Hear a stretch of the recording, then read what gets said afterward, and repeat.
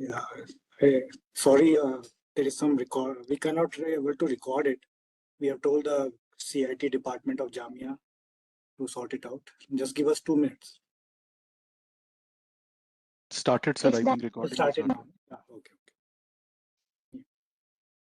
Just start my video. Okay, so good afternoon, everyone. On the behalf of Faculty of Dentistry, Jamia Millia Islamia and Public Health Foundation of India, it's given me a great pleasure to welcome all the participants who have joined here for the 5th webinar of our core project. The title is Implementation, Research and Dental Public Health. And before we begin, I just want to say that keep your cell phone muted during the session. And if you have any question, you can put it in the chat box. There will be a question and answer session at the end of after the lecture. So today's webinar is on the implementation research, how this research can help us to bridge the gap between evidence and the field level practice, as we are moving from just doing a cross-sectional studies and systematic review towards doing a field level intervention to see how the intervention which have been studied in the lab or a clinic work out in the field, so that we can have some of an effective, scalable, and I would say sustainable oral health programs in our country. I'll stop now and I'll ask Professor Manu Mathur to introduce the guest speaker of today. Over to you, Professor Mathur. Yeah. Thank you, sir. Thank you for inviting me for the webinar. Welcome everyone, good afternoon, and it gives me great pleasure to introduce Dr. Arpit Gupta to all of you. He needs no introduction, we all know him, we have all seen his work, but I would still try to encapsulate it in the next 30 seconds. Dr. Gupta is an additional professor at the Oral Health Sciences Center at Postgraduate Institute of Medical Education and Research in Chandigarh. After completing his graduation in a short span of 10 years, Dr. Gupta has published more than 42 papers, more than 19 book chapters, and he has an enviable H index of 11 and an I-10 index of 12. So for those who do not know what an I-10 index is, he has got almost 25% of his papers, which have been cited more than 10 times by other authors. And I think this is a very significant achievement to get in a decade. He is also the section editor of Journal of Oral Biology and Craniofacial Research.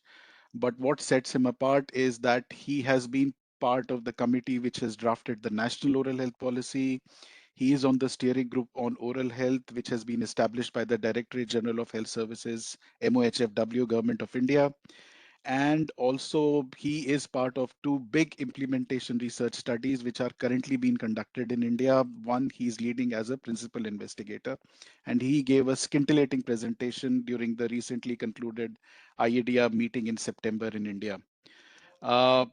I think if we are talking about implementation research, I know you have heard us talking about systematic reviews. But I think now is the time that we should move from the paradigm of so what to then what. And there are very few people who are actually trying to change this paradigm of moving from so what to then what. And Dr. Gupta is one of them. So there could not be a better person to talk about implementation research than him. And without further ado, I would invite him to start his presentation. It's an honor, Dr. Gupta. Thank you for joining us. Thank you for taking out time. And I hope we all learn. And please, as Professor Mehta was mentioning, please interact, please ask questions, and I hope you enjoy the session. Thank you very much. Over to you, Dr. Gupta. Thank you so much, Manu sir and Abhishek sir. I just hope I'm audible, if somebody can confirm me that. Yeah, great, wonderful. So many thanks for the kind words, and I will be just taking you through this presentation very quickly, and then I presume that we would be having a lot of questions, and I would love to spend more time on discussion, rather than just presenting what I have to say. So we would be talking about implementation research today, and we will try to link, various aspects of it with the dental public health and try to see how we can utilize this specific domain in improving the lives of our fellow countrymen. Through the next almost like 30-35 minutes, I would be talking about some concepts, basic concept of IR and how it is important, how to draft an implementation research question, what are the models and the frameworks which are available for implementation research, the strategies, the approaches, the outcome, and then, we will try to connect it with some real life examples and a few of the ongoing IR researches in India. We all have been doing probably or maybe involved at various levels into some kind of pre-intervention studies, and a lot of them are published into the literature. Efficacy studies, again, a lot of them available in the literature. Effectiveness studies. And what after that? After that, it's implementation studies. So we would be kind of focusing, on how to bring the evidence, which we have generated from all these studies like pre-intervention or efficacy or effectiveness to a real world scenario. So that's bridging that gap is what is taken care by implementation studies. So if we look at implementation research is nothing, but it's a research on how to translate any policy, any program, or any intervention into a real life practice. So that is what is implementation research. So, the jargons or the definition speaks differently, but largely the meaning is it's a study of method to promote the adoption and integration of evidence-based practices, policies, and research findings into healthcare practice or into healthcare policy. So that is what is implementation research. Understanding it with a different lens, IR, it helps us to understand, what helps or hinders the delivery of a program or intervention. So I largely base my examples today on one of the IRs which we have been working on, and that is about school toothbrushing. So I'll be, giving you very frequently examples related to school toothbrushing.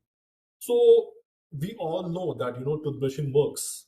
We all know that toothbrushing is one of the best thing which is required at the grassroots level, which can kind of bring down the burden of oral diseases, right? But now the question is, if we talk about brushing in schools, let's say, how to implement it? How do we go about it? What are the barriers or the facilitators? What are the challenges which are involved? How do we overcome those challenges? From where do we get the trainings done? How do we get the trainings done? From where do we find the material which is required? So there are multiple steps, there are multiple complexities involved. And when we say school toothbrushing, let's say, it's not just about school and toothbrushing.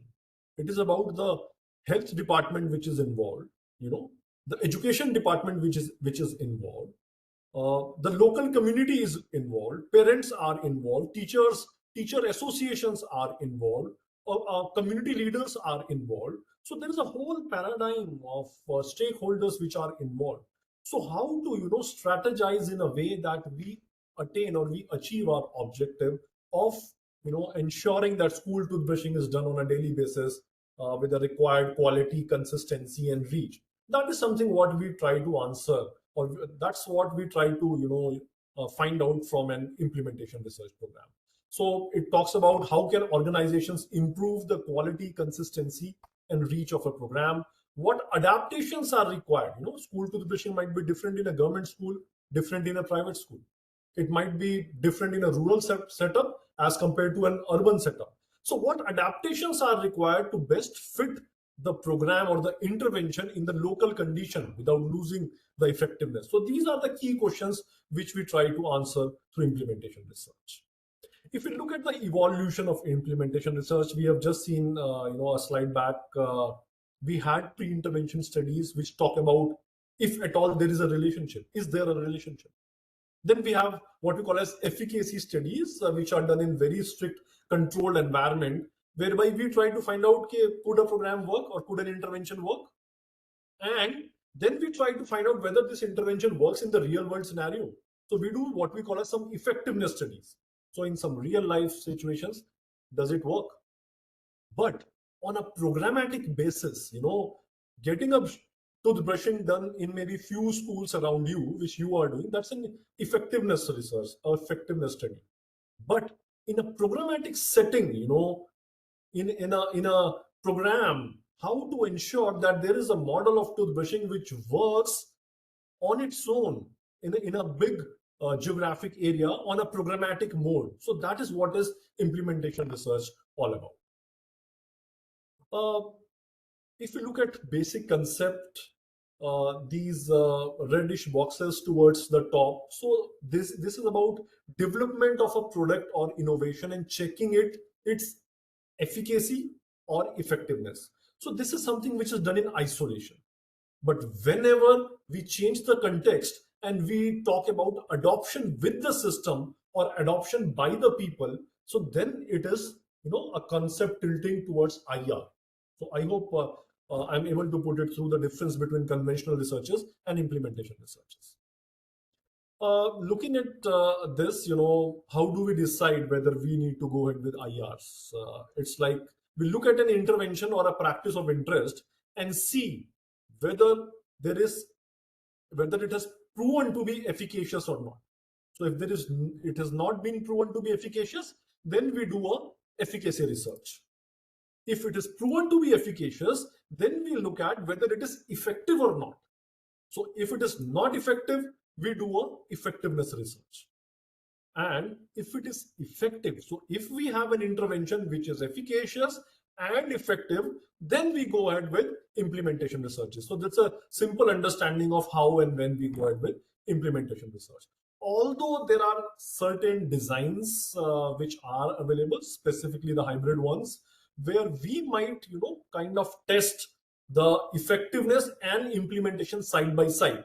So I'll be talking about those designs as well. But by and large, implementation research is generally done when we have a proven efficacy and effectiveness of an intervention.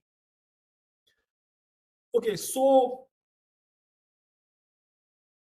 a deeper understanding or a better understanding of implementation research, it involves looking at the barriers and the constraints, identifying the potential solutions to these barriers, testing the solutions, and integrating those solutions with the system. So that's IR all about. So IR is systematic, it is multidisciplinary, it is contextual, and it is complex. So I'll talk about all these terms. So IR is systematic. So systematic simply means that there is a systematic way of integrating an evidence-based intervention with a program or with specific settings, and how to, overcome the variations across the community. So that's a systematic process. IR is multidisciplinary. We just talked about, in school toothbrushing, there are various disciplines, there are doctors involved, there are epidemiologists involved, statisticians involved, business analysts at times are involved, policy makers are involved. So, stakeholders at multiple levels are involved. So IR is multidisciplinary. It is contextual. Whatever we do, it is based on certain context. It is sensitive to the culture, the societal norms, the community perceptions. So it is sensitive. So it is always contextual. So something which works here might not work maybe some other place. So it is always contextual and it is complex. Why it is complex? A simple thing is conventional researchers, we draft out a protocol and we implement the protocol. That's it. But IR is dynamic. It is adaptive. You have drafted certain strategies, you have drafted certain methodologies, but it may or may not work in a community. Then you have to optimize, you have to improve. So that's dynamic and adaptive nature of IR. It is multi-scale and it occurs at multiple levels. So if I were to implement school toothbrushing, so if it were a single school, okay, still it's fine. But here in IR, we are talking about program level implementation. So if I were to implement a school toothbrushing in whole of the state, let's say in the whole of the state of Punjab, I were to implement school toothbrushing. So there are various interventions required at various levels. So there are multiple levels of healthcare system and community practices which are to be targeted. It analyzes multi-component programs and policies, and it is not linear. It is non-linear. It is iterative. We do something, we find some challenges, look for ways and methods to overcome those challenges, and we evolve, we improve. So it's always evolving, to address some complex and important problems. So that is what makes IR very unique. And IR is not a routine or an applied operational research. It is quite different from biomedical research.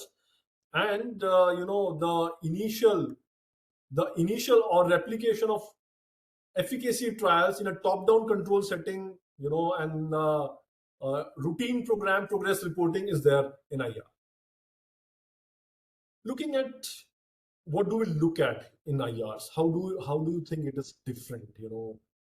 So we know that by and large, the intervention is effective, right, and efficacious, obviously. Then what do we look for? We look for scale. We look for feasibility. We look for cost effectiveness. We look for sustainability. Brushing done in a day, many a times it's like we are running a program and every child in a school, will stand and brush today. That's it. But no, how to sustain those practices on a longer term? So we look at sustainability, we look at health maintenance, we look at acceptance, equity, coverage, access, and compliance with the program by and large. So we will be talking about most of these terms in the subsequent slides. Okay, so now who should be involved with IR? So we have already talked about that IR is multidisciplinary and it involves people at all levels. So it is contextually relevant, the social context, cultural context, economic context, political, legal context, and the physical environment. So successful IR begins and ends with successful collaboration. So that's the key message.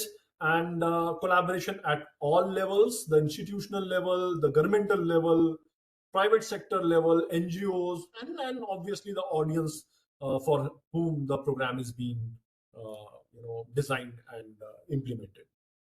So let's talk about some basic steps which are involved in designing and planning and implementation research. This is a broad overview or a broad skeleton of how to design and implement an IR. So we always start with framing a research question. And for all other researches, including IR, research question is the king. Always remember that. Then we create an implementation logic model. We select some theories or models or frameworks. We will be talking about them in some future slides. We identify our IR strategies. We select the research methods, select the study designs. We choose some outcome measures. If available, we secure funding, conduct the study, and then disseminate the result. So we'll be talking about some of these steps in detail. So first and foremost, it's about framing the research question. Let's plan a dental caries preventive intervention, including toothbrushing and fluoride mouth rinsing. So, just giving you a very, very broad example. Research question, identify the research problem. How do we identify the research problem? Largely, it's like a problem based on the context. And again, we dip back into the available evidence in the literature.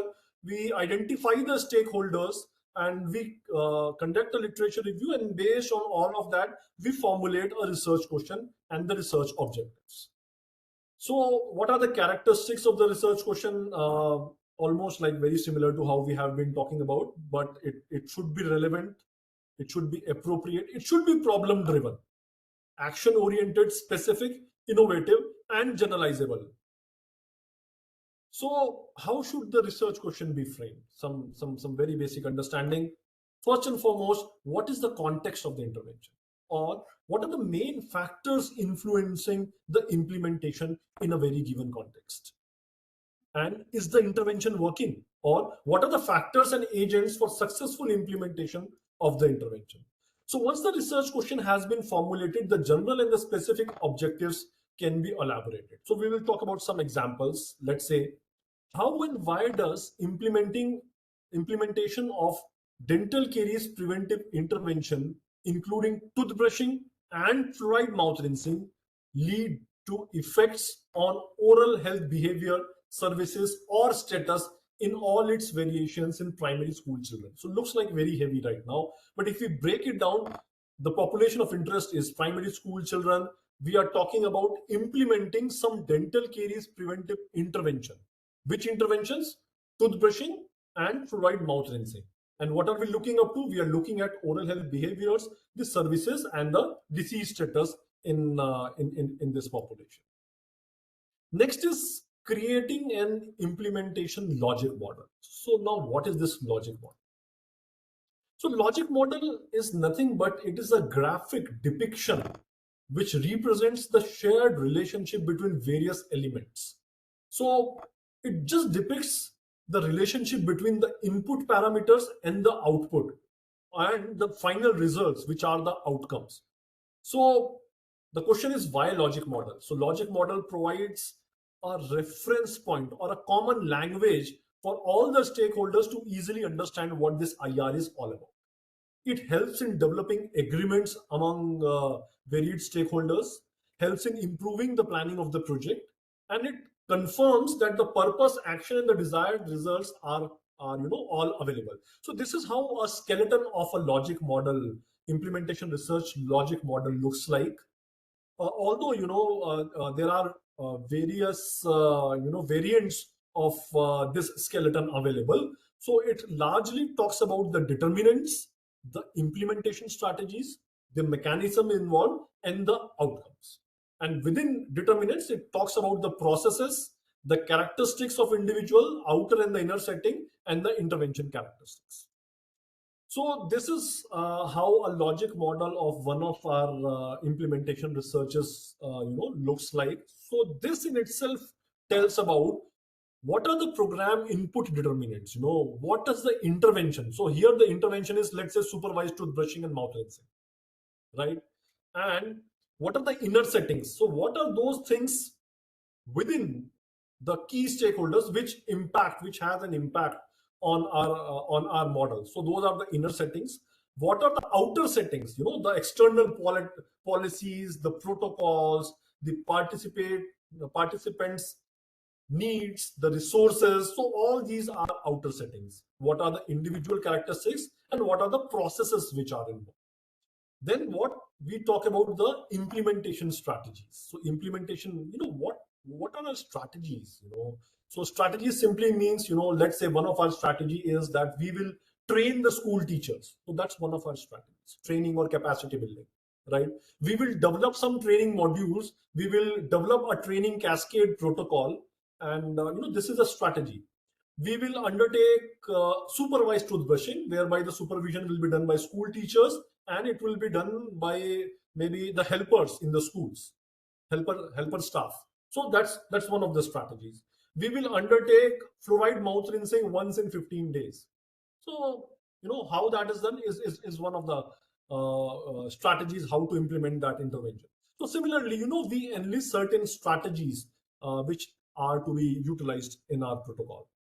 Then implementation mechanism, how are we going to implement it? And then the program output. So we'll be talking in detail about program outputs, what kind of outputs are there and how do we measure those outputs. These are some variants of the logic model.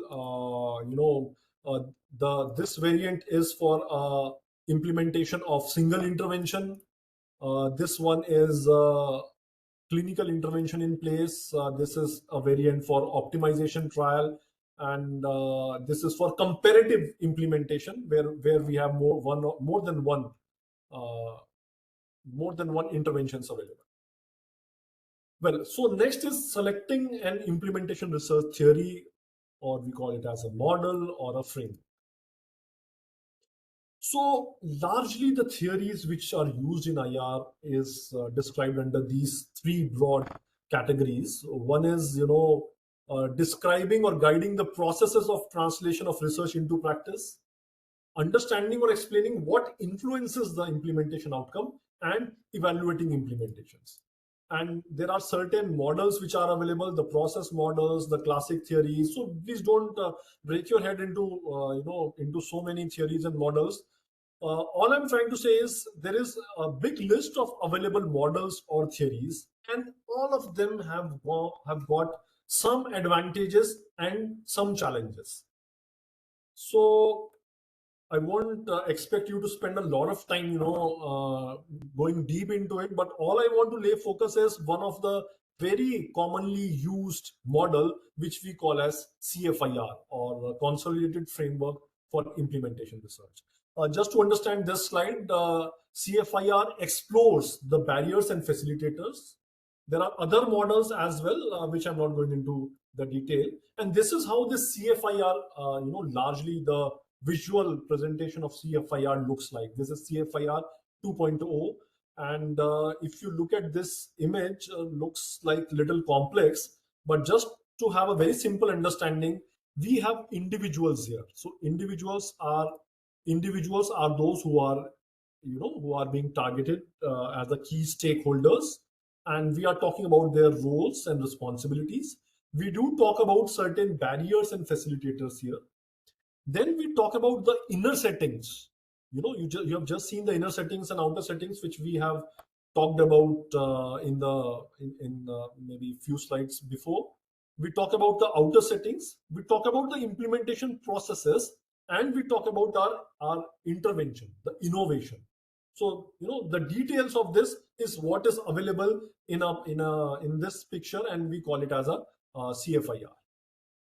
So this is how we have populated CFIR for one of our researchers, for you to just understand what it looks like.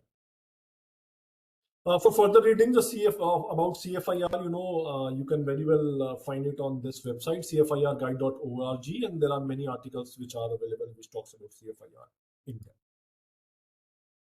Next is identifying implementation strategies.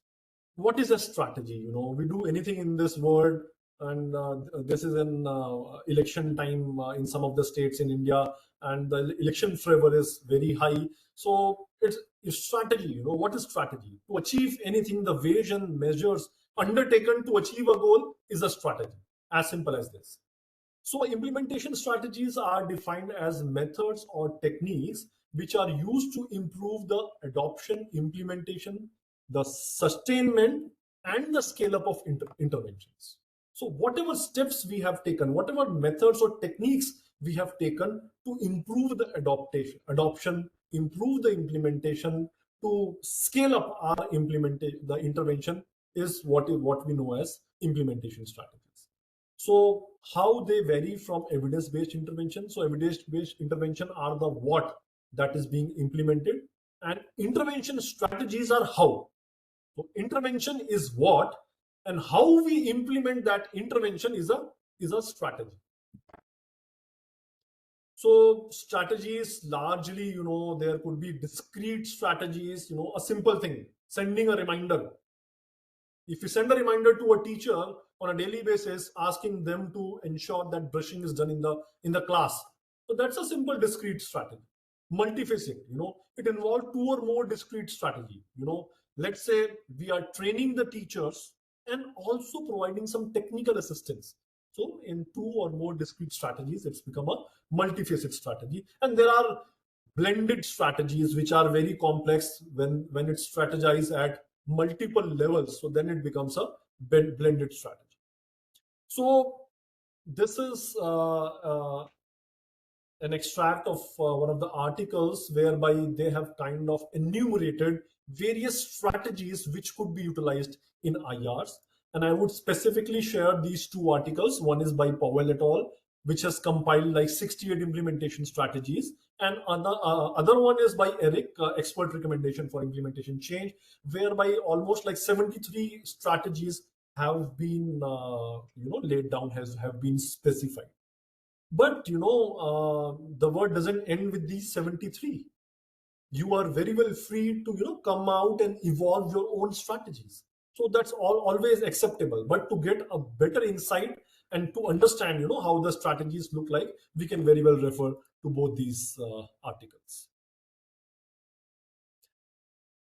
Okay, so just to understand some strategies for implementing a dental caries preventive intervention for primary school children, like let's say build a leadership coalition, identify the champions in the schools, reward them, develop district or block level advisory or working groups, capacity building, active parental involvement, community support, provision of local level technical assistance, effective IEC development, or what we call as SBCC material development, mass media involvement. So these could be some of the strategies which could help us in implementing some dental caries preventive intervention in the schools. Okay, so whenever we talk about strategies, always remember this this figure. We have to name it, we have to define it, we have to specify it. Specify what? We have to specify the actor, who is going to act, the action, what is going to be done, the target, what's the target, what's the temporality, what's the context, and what's the dose.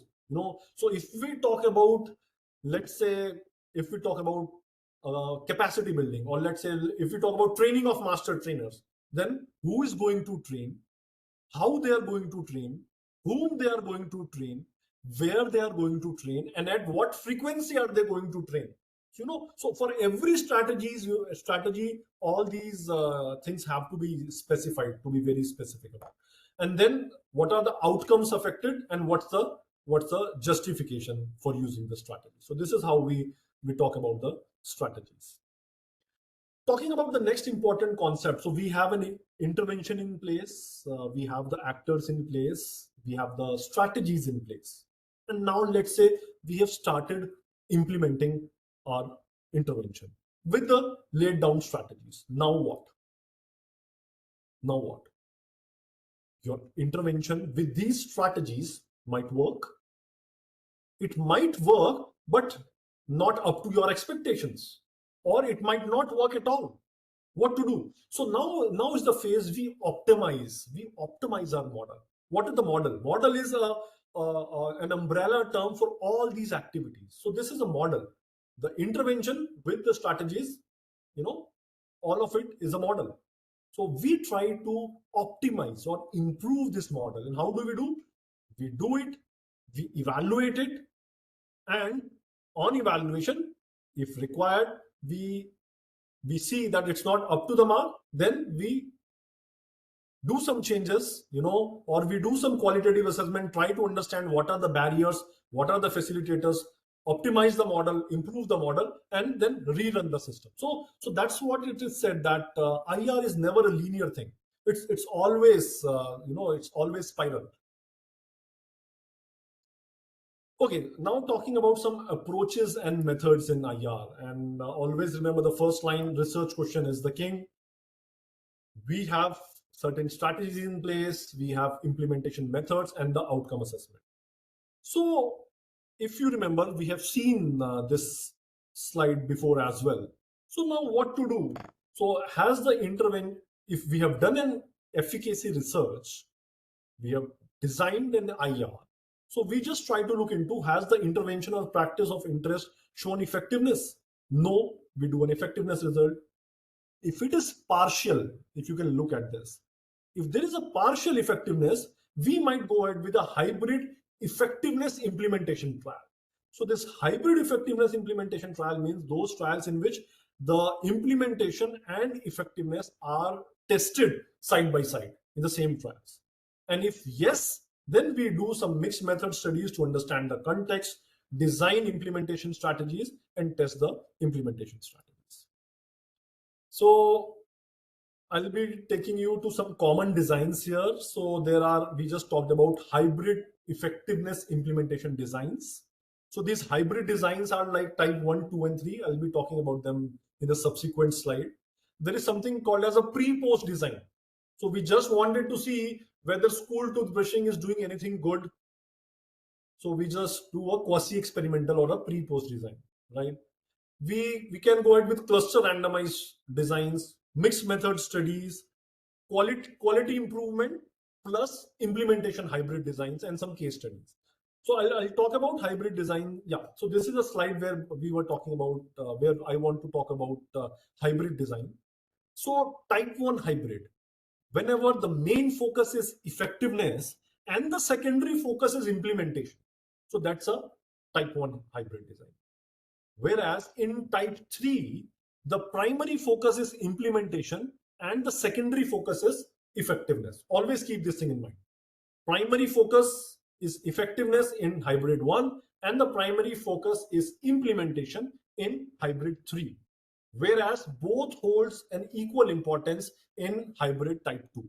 So always remember this. And when do we use type 1? When the intervention is in early stages, the evidence is in very early stages, we can go ahead with type 1 hybrid. And when the intervention is already proven, then we might go ahead with type 3 hybrid, right? So this is how we understand which kind of a hybrid design do we look at. So effectiveness implementation hybrid trials combine elements of effectiveness and implementation to assess the effectiveness of a health intervention and the implementation strategy in a speedy manner.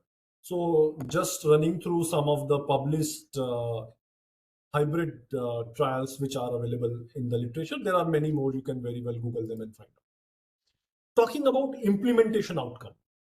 What makes implementation research little different is how these outcomes are placed. In efficacy or effectiveness studies, we look at patient-centered outcomes or disease-centered outcomes.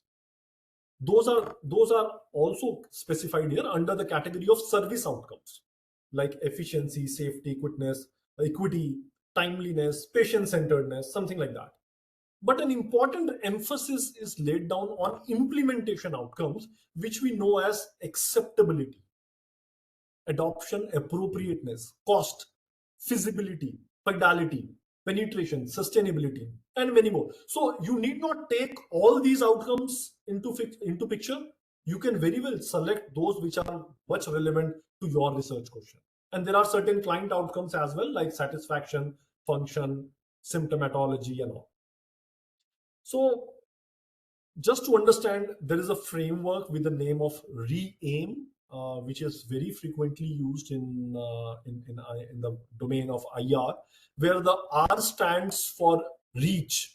What percentage of population is involved, in the program. So that's the reach. Effectiveness, will the intervention likely affect key targeted outcomes? Will it be effective? Then adoption, what percentage of the target population has started doing it? That's adoption. Implementation and maintenance, they have started doing it, they are doing it for some time but not maintaining over a long term. So that's maintenance. So that we'll look at in this RE-AIM framework. Now to understand how to assess the quality of an implementation research, and this probably is one of the very important slides. Whenever you read or whenever you plan or whenever you do, how do you understand the quality of an IR? So always keep these things in mind. Does the research clearly address a question concerning implementation? So again, I repeat, the question is to be related to implementation, right? Is there a clear description of what is being implemented? If it is an intervention or it is a program or it's a policy, there has to be a clear description of what is being implemented. Does the research involve an implementation strategy, and is it described and examined appropriately? So we did talk about various strategies. We did talk about how to describe the strategies. Is the research conducted in a real world setting? If so, are these conditions described in sufficient detail? And does the research appropriately consider implementation outcome variables? So we did talk about these implementation outcome variables. So are we considering these implementation or some of these implementation outcome variables? Does the research appropriately consider context and other factors that influence implementation? So context is really, really important. Does the research appropriately consider changes over time and the levels of complexity of the system? And does the research clearly identify the target audience for research and what it can be used? So these are some of the things which will help you in maybe planning IR in a better way. This slide, it hits hard on me. 17 years to move an effectiveness intervention into practice. That's the average time. And believe it or not, there are only 14% of interventions which reach their intended population in the real life. So what's that gap? That, things are wonderfully well when they are done in a controlled environment. RCT says it is wonderful, but once it is implemented in a real life situation, it doesn't really work out to be that good. That is a problem with implementation. And this gap is to be bridged by what we know as an implementation research, which is relatively a niche domain, as compared to other researches. So this is relatively new. I would be just talking about two of our work which we have been working on, and this is a recent study which has been funded by ICMR, and it is on integrating oral health care into reproductive and maternal child health program under the National Health Mission for pregnant women and new mothers. And it is a multi-site implementation research funded by ICMR, and it is a multi-site. So, every word is important, and I hope you can understand it now. It is a multi-site, mixed method, type 2 hybrid. It's a multi-site, it is mixed method. Mixed method means there are some qualitative aspects to it and some quantitative aspects to it. Type 2 hybrid, step wedge, cluster randomized. So it's step wedge, cluster randomized, effectiveness implementation research design. So that's what it is all about. And we are trying to conduct this study in 5 centers across the country. From PGI, we are leading this study. In the north, south, we have KLE Belgavi, northeast, we have AIIMS Guwahati, west, we have Vadodara, and in the central India, we have BHU Varanasi. And we are doing a district-wide implementation and integration of oral health into RMNCH+. So this is how we have laid down our objectives, which is all about co-develop a facility and community-based antenatal and postnatal oral healthcare intervention model based on mixed method formative research and its optimization through iterative cycles. And I hope you are able to place. We just talked about mixed method researches. We talked about optimization and iterative cycles. Then the next is evaluate the optimized model for implementation outcome. I hope you remember we just talked about implementation outcomes and also some maternal and child health outcomes. So both the outcomes are there. And then we will also do some financial and the economic cost analysis in this research. And largely there are some 4 phases how we have broken down this study into. The phase 1 is a preparatory and a formative phase whereby we will be doing some qualitative assessment of all the stakeholders and try to understand the gaps, the barriers, and the facilitators. And based on that, we will come out with a model. And model will be, what is a model? Model is including, the implementation, intervention, and the strategy. So that forms a model. Based on that, we will do some piloting. And based on the piloting, we will optimize or improve our model. And that optimized model, we will try to implement it in a step wedge manner to the rest of our study area, and which will be followed by a maintenance phase. And lastly, there is going to be an exit phase where we'll be doing the dissemination part and also some analysis part. This is another IR which we are very well working into. This is a National Health Research Priority Project on school toothbrushing, led by ICMR New Delhi, and whereby 8 centers and 7 centers now are working on implementing district-wide school toothbrushing, and almost like 5 lakh school kids from more than 3,000 schools are being targeted, and we are it's going at a very fast pace, and we are into the mid of this project, whereby the implementation is happening in most of the schools these days. Again, there is another IR which is on improving oral health for older people in home care, and this is from Australia. You can very well Google it through if you want to know more about it. Another one from China, where it's about feasibility of an oral health promotion program among older people in geriatric care facilities in China, a pre-post implementation research study. So, and there are many more, you can just Google it out. You will find many more of them. So just to summarize the talk for the day, IR seeks to understand and work in real world, right? And or usual practice setting, paying particular attention to the audience. So that's why IR is always context specific. So there is a particular attention to the audience. A wide variety of qualitative, quantitative, mixed method, all sort of techniques are used in IR for a specific research question. And IR may examine various strategies that are specifically designed to improve, to carry out the health intervention and assess various variables, and some of them what we call as implementation outcomes.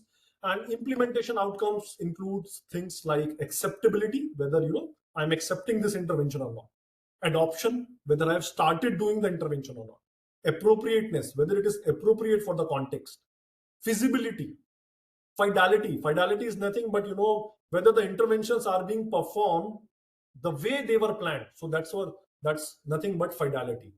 We look for implementation cost, coverage, and last but not the least, sustainability. Very important thing. We look whether it is going to sustain over a long period of time. So that is what we look for in IR. If you want to read more about IR, there are various manuals available. A few of them I had placed over here on this slide. I think that's it, which I have today for you. Any questions? I think we are open to that.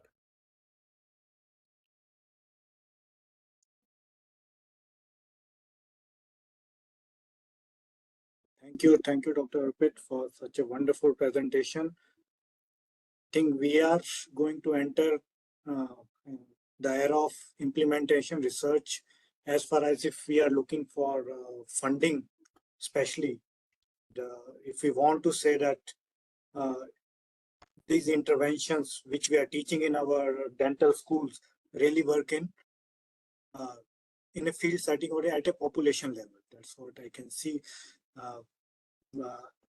I can just relate it to if there will be a lot of public health dentists in our participant list.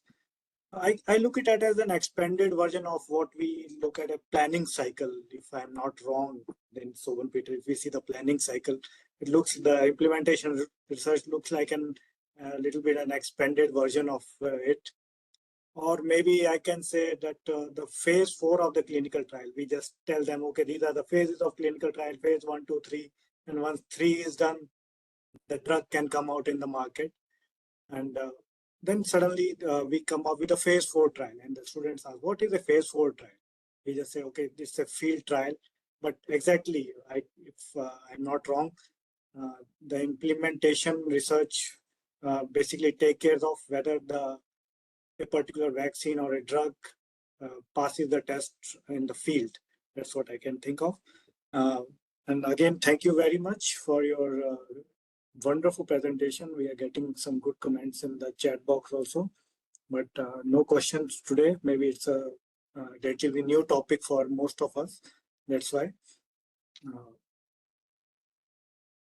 I'd also like to thank all our core project team, Dr. Barsha, Professor Manu Mathur, Dr. Barsha, Dr. Shehnaz, and Amit for providing all the support for conducting this webinar. And of course, to all the participants, we have right now 70 participants enlisted in our panel. So that's a good number for this new topic. I think Manu is raising his hand. Manu, you would like to say something? Sir, there is a question from Dr. Ashwini in the chat box. Okay. Then let me see. Yes. So, Dr. Ashwini from Maulana Azad Institute of Dental Sciences, she's asking, whose perspective define the problem? Policymaker, providers, communities, or frontline staff?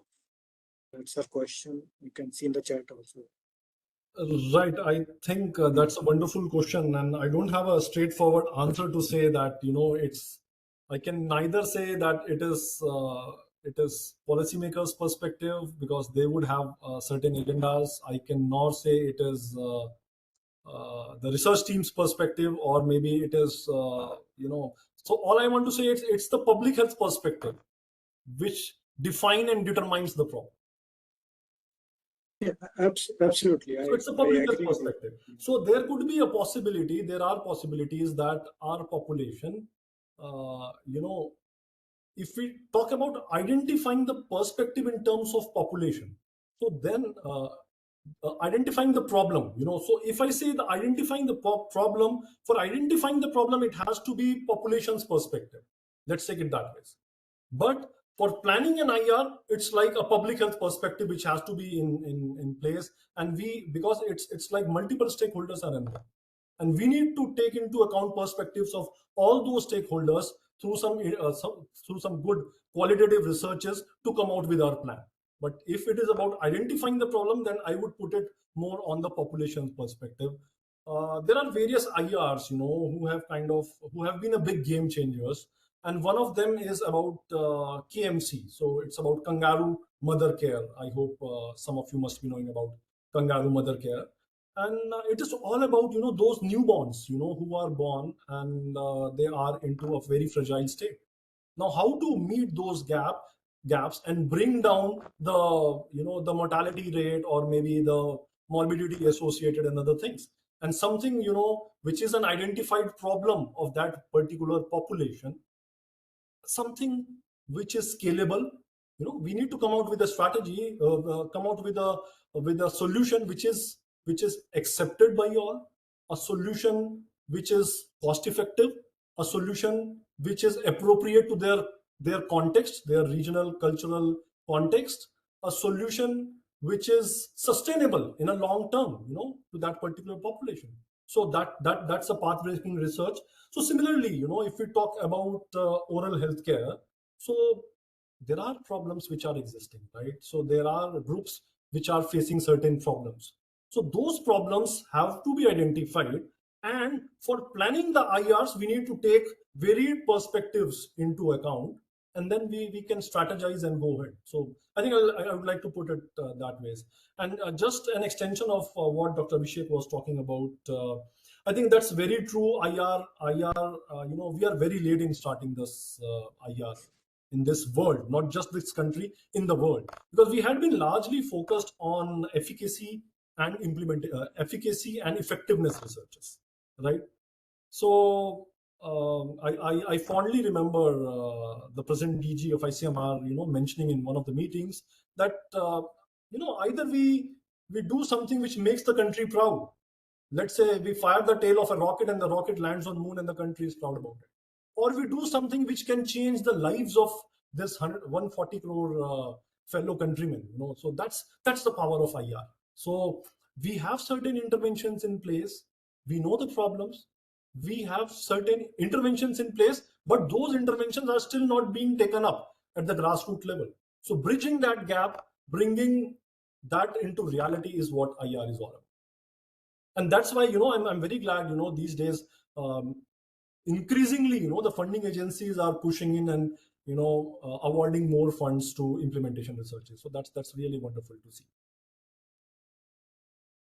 Yeah, I think you are right, because maybe I can add that funding agency also look for outcomes. Yeah. Like what outcome is coming out of from the research, or the money they are, the grant they are giving to a particular investigator, whether it's going to make any change, as you say, in the life of the people. So that is there. And I'll also like to add that oral health is not always a priority in as far as health of an individual, or and the needs of an individual, health needs of an individual. So like the way you have done for you have integrated oral health into the maternal and child health, the second project. That's a wonderful idea. People can think upon those lines, that integrating oral health into some larger program which is ongoing in our society or in our state, that can be a good target area to start. So, okay, so Professor Manu is asking, can you throw some light on certain push and pull factor influencing IR, which in your experience during Anant Muskan you have found? Okay, so I'll talk about the pull factors first. So when we talk about pull factors and it's about IR, so the biggest challenge is that it is multi-sectoral, interdisciplinary, transdisciplinary, so that's the biggest challenge. So in most of our experiences, we have been facing a lot of challenges in bringing varied stakeholders on a common ground. So that's a pull somewhere, because it's very easy, or not, let's not say very easy, it's relatively easy doing a research in a controlled environment, any research for that matter. And another pull factor is the scale. Scale means IR is generally done on a bigger scale. So conducting a school toothbrushing in, let's say, 5 schools, 10 schools, 20 schools, it's still, that's fine. Conducting a school toothbrushing in the whole of the district, that's challenging. Every school in the district, challenging. And then we have the education sector involved, the health sector involved, the district administration is involved. We have the local Gram Panchayat is involved, the parents are involved, teachers associations are involved, private schools are involved, government schools are involved, urban, rural. So, addressing so many complex things is something which makes it really challenging. So those are I won't say pull factors, but they are like very challenging factors as far as IR is concerned. And the most important thing is sustainability. We might do something today, but once we get out of the field, does the intervention sustains? That's a bigger challenge. So that's the sustainability. And if we look at the push factor, I would just bluntly put it like, the importance of IR is being realized these days. Not just the funding agencies, even governmental, non-governmental agencies across the board are understanding the importance of bringing the interventions to a acceptable practice. So that's a big push factor, especially for us who are from an academia or from a research background. So, and the thing is, it is more accepted now. Previously, maybe let's say 4 to 5 years back, if I were to propose an IR, people won't even accept it as a research proposal.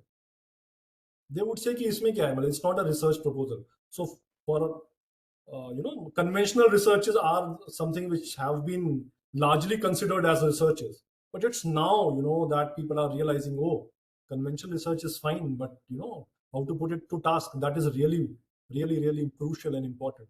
So now people are understanding, and that's the push factor, how things are flowing through. And across the board, the policymakers are by and large understanding, realizing the importance. There is a huge push from all domains of policymakers, and I think that's what is pushing IR to a great extent. Yeah, thank you, Dr. Arpit. Yeah, as you're saying that there is a lot of push from different sectors. Dr. Venkatachalam from Cochin Amrita School of Dentistry has put a call. It is from some funding agency regarding implementation research only. So yeah, there are good opportunities which are coming up for doing implementation research in oral health field also. It's there in the chat box if somebody wants to copy it. The link is, or he has also put the link. Thank you, Dr. Venkat. So if there are no further questions, we'll stop here. Thanks once again, Dr. Arpit, for this wonderful session. And we learned a lot about implementation research, and we'll keep you in loop and we'll keep you engaged whenever we have something to work on in implementation research. Thank you once again. Thanks, everyone. We'll stop now. Thank you, sir. Thank you, everyone, for this wonderful opportunity. Yes, thank you. Thank you so much, sir. We can close.